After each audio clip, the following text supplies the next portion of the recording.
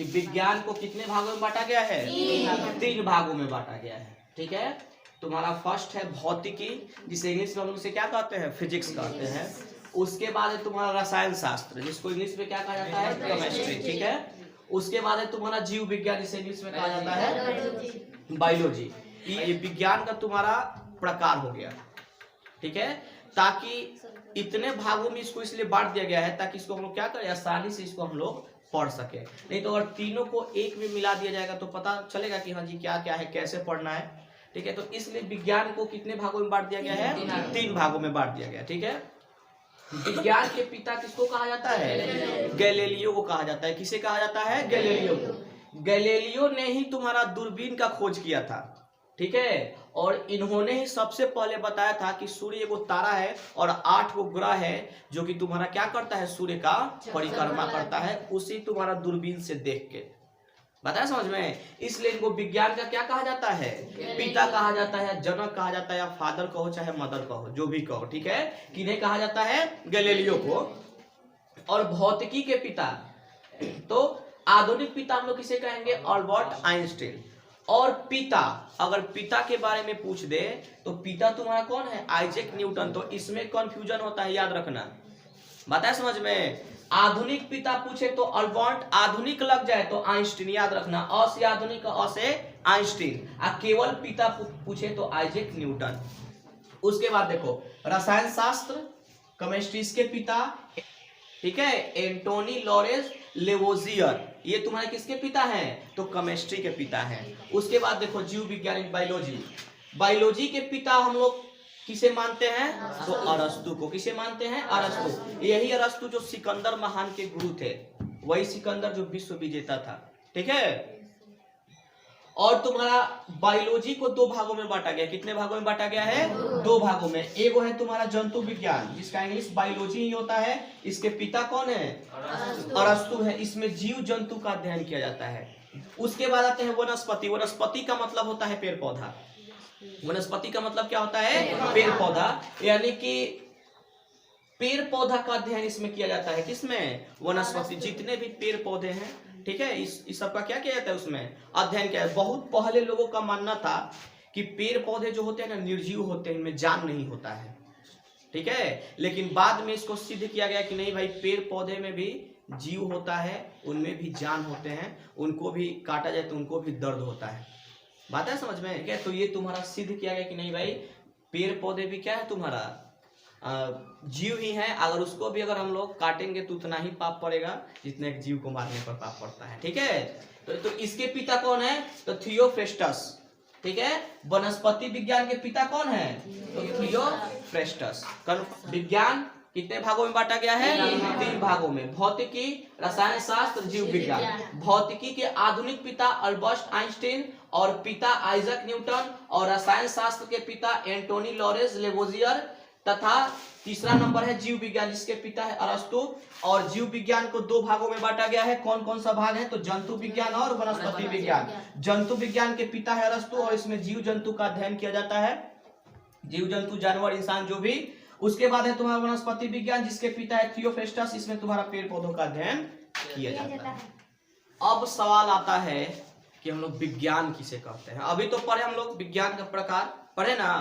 अब हम लोग जानते हैं कि विज्ञान कहते किसे हैं। तो बहुत सारा यहाँ पे विज्ञान का डिफिनेशन लिखवा दिए हैं। ठीक है, अलग अलग प्रकार का, जो भी तुम लोग को आसान लगे उसको याद कर सकते हो, कोई पूछे तो बता सकते हो। ठीक है, तो विज्ञान कहते किसे हैं? तो ब्रह्मांड में उपस्थित वस्तुओं के अध्ययन से ज्ञान प्राप्त करने और उस ज्ञान के आधार पर वस्तुओं की प्रकृति और व्यवहार जैसे गुणों का पता लगाना विज्ञान कहलाता है। अब देखो, इसको नॉर्मल भाषा में समझते हैं। पहले ब्रह्मांड क्या होता है? ब्रह्मांड किसे कहते हैं? यानी कि ब्रह्मांड यानी कि पूरे आकाश, धरती, पताल, सब जगह को मिला के जो भी वस्तु है इसके अंदर, इसे हम लोग क्या कहते हैं? ब्रह्मांड कहते हैं। जैसे सूरज भी तुम्हारा किसमें है? ब्रह्मांड में है। पृथ्वी, शुक्र, शनि, हम लोग, जितना भी चीज मौजूद है ये सब चीज क्या चीज में मौजूद है? तो तुम्हारे ब्रह्मांड में। पूरे इस दुनिया में भी नहीं कह सकते हैं, पूरे आकाश, पताल, जो भी चीज हमको दिखाई दे रहा है, सबको मिला के हम लोग क्या कहते हैं? ब्रह्मांड कहते हैं। आठों तुम्हारा ग्रह सूर्य कहाँ पे उपस्थित है? तो तुम्हारा ब्रह्मांड में उपस्थित है। जितने भी मंदाकिनी है, तारा है, जितना भी तुम लोग को बताया पहले, सब चीज कहाँ मौजूद है? ब्रह्मांड में। अब ब्रह्मांड में उपस्थित वस्तु को हम लोग कहते हैं पिंड। जब केवल पृथ्वी के बारे में बात हो तो हम लोग कहेंगे वस्तु, हाँ ये वस्तु है, हम लोग भी वस्तु है। लेकिन अगर ब्रह्मांड के बारे में बात हो तो हम लोग कहेंगे पिंड। सूर्य क्या है? एक पिंड है। पृथ्वी क्या है? एक पिंड है। पृथ्वी पर पड़ा एक पत्थर भी तुम्हारा क्या है? पिंड है। अगर ब्रह्मांड का बात हो तो, अगर पृथ्वी का बात हो तो वो क्या है? तुम्हारा वस्तु है। ठीक है, तो जो भी इस ब्रह्मांड में जो भी वस्तु, ऐसे सूरज है, सूरज के बारे में पढ़ना, अध्ययन करना, उसके बारे में जानना कि सूरज से हमको भाई प्रकाश मिलती है, प्रकाश लेके पेड़ पौधा उससे अपना भोजन बनाते हैं। ठीक है, और उस चीज, उसके बारीकी को अध्ययन करना ही तुम्हारा क्या कहलाता है? विज्ञान कहलाता है। जितने भी ब्रह्मांड में जितना भी, जैसे ज्वालामुखी है, ठीक है, झील है, झरना है, नदी है, इस सब के बारे में अध्ययन करना, पत्थर है, बहुत सारा पिंड है, चंद्रमा है, इसके बारे में अध्ययन करना ही क्या कहलाता है? तुम्हारा विज्ञान कहलाता है। उसके बारे में जानना ही क्या कहलाता है? तुम्हारा विज्ञान कहलाता है। ठीक है, उसके बाद और उसके व्यवहार के बारे में पता लगाना। इस धरती पर अनेकों प्रकार के इंसान हैं, उनका अलग अलग व्यवहार है कि नहीं? सब किसी का व्यवहार अलग, संस्कार, सब चीज क्या है? तुम्हारा अलग अलग है। तो हर वस्तु का भी, हर पिंड का भी व्यवहार अलग अलग होता है। क्या चंद्रमा भी सूर्य की तरह तपता है? नहीं तपता है। पानी है, आग है, सूरज है, चंद्रमा है, ये सब का अलग अलग गुण है, अलग अलग व्यवहार है। इन व्यवहारों को पता लगाना ही, क्यों उनका ऐसा व्यवहार है, इसको पता लगाना ही तुम्हारा क्या कहलाता है? विज्ञान कहलाता है। ठीक है, उसके बाद किसी भी विषय या वस्तु के विशेष जानकारी को, किसी भी वस्तु के बारे में या किसी भी विषय के बारे में विशेष जानकारी को क्या कहलाता है? विज्ञान। यानी किसी भी वस्तु के बारे में हम विशेष रूप से जान लें, उसे हम लोग क्या कहेंगे? उसे हम लोग विज्ञान कहेंगे। चूंकि उस वस्तु के बारे में हमको पहले जानकारी नहीं थी, अब जानकारी हो गई, उसे ही हम लोग क्या कहेंगे? विज्ञान कहेंगे। या जिससे हमें विशेष ज्ञान मिले, यानी कि कोई ऐसी वस्तु जिससे हमको विशेष ज्ञान मिले, उसे हम लोग क्या कहेंगे? विज्ञान कहेंगे। ठीक है, जो बिना ज्ञान का ज्ञान दे, यानी कि कभी हमको किसी वस्तु के बारे में ज्ञान ही नहीं था, अभी पता है। जैसे हम लोग को पता नहीं था कि कभी मोबाइल आएगा, बहुत लोगों को पहले पता नहीं था कि फ्लाइट आएगा, ट्रेन आएगा, लेकिन आ गया ना। ये सब के तो बारे में उन लोगों को कभी जानकारी नहीं थी।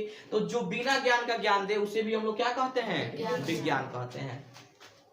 अब हम लोग सब ये देखते हैं थोड़ा सा कि विज्ञान शब्द आया कहाँ से ये किसी के दिमाग में आ गया कि चलो एगो साइंस बना देते हैं, साइंस शब्द बना देते हैं। तो साइंस शब्द लैटिन भाषा से लिया गया है। किस भाषा से लिया गया है? लैटिन भाषा से। तो लैटिन भाषा के किस शब्द से लिया गया है? तो सेंटिया। सेंटिया शब्द से ही तुम्हारा साइंस बना है। किस शब्द से बना है? सेंटिया। सेंटिया शब्द से ही तुम्हारा साइंस बना हुआ है। और सेंटिया का अर्थ होता है टू नो। नो मतलब क्या होता है? जानना। यानी कि सेंटिया का मतलब यानी कि हर एक चीज, हर एक वस्तु, हर एक पिंड, ब्रह्मांड के बारे में जानना ही तुम्हारा क्या कहलाता है? साइंस कहलाता है। किसी भी चीज के बारे में तुम जान लो, किसी भी वस्तु, किसी भी पिंड के बारे में जान लो, उसी को क्या कहा जाता है? साइंस कहा जाता है। ठीक है, और इस साइंस को किस शब्द से लिया गया है? तो लैटिन भाषा से। इंपॉर्टेंट है, ये बहुत महत्वपूर्ण है। और लैटिन भाषा किस शब्द से लिया गया है? तो सेंटिया शब्द से लिया गया है। विज्ञान का जनक किसे कहा जाता है? तो गैलीलियो को माना जाता है। ठीक है, क्लियर?